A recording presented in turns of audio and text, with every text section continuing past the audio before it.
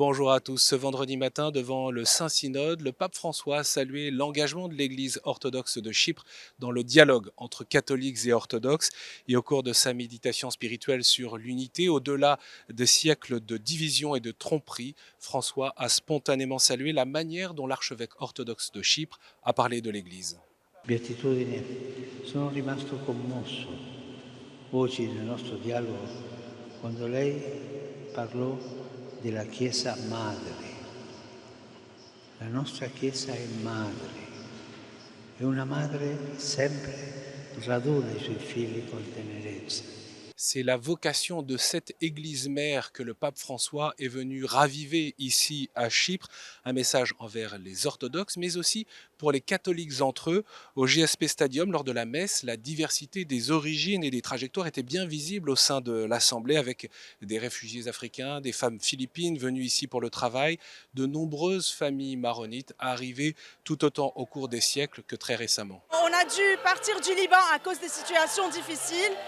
Et c'est juste incroyable pour nous, en si peu de temps, de pouvoir voir un signe d'espoir avec la visite du pape. La visite du pape ici est un signe d'unité entre l'Ouest et l'Ouest. C'est une grande bénédiction pour nous et pour tous. Le patriarche latin de Jérusalem l'a rappelé ce matin, Chypre partage à la fois les plaies de l'Europe et du Moyen-Orient, mais cette petite île blessée par tant de divisions politiques, militaires, religieuses, est aussi porteur de lumière et d'espoir dans sa manière de rechercher l'harmonie. Et c'est précisément ici à Chypre, à l'occasion de son voyage et avant, que le pape a favorisé un accord entre Chypre et l'Italie pour le transfert d'une cinquantaine de demandeurs d'asile en Italie.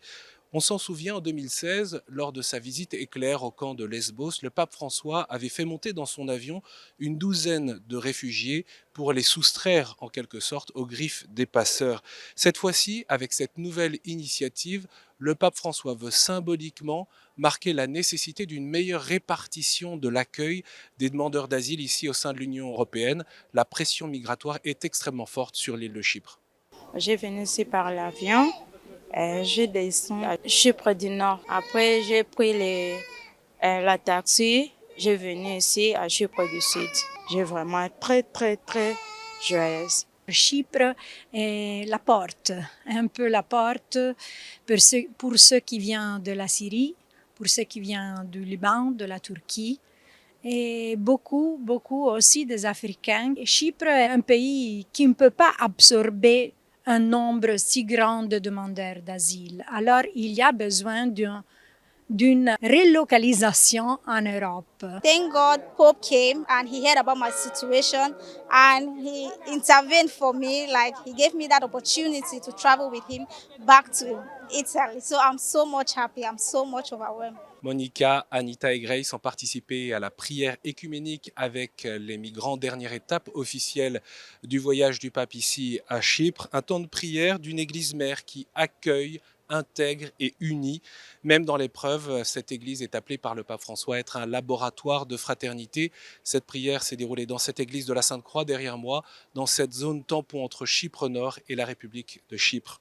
Demain samedi, le pape François est attendu en Grèce à partir de 10h. Le programme du pape est bien chargé. Je vous invite à le retrouver sur notre site internet ktotv.com. À demain donc depuis Athènes.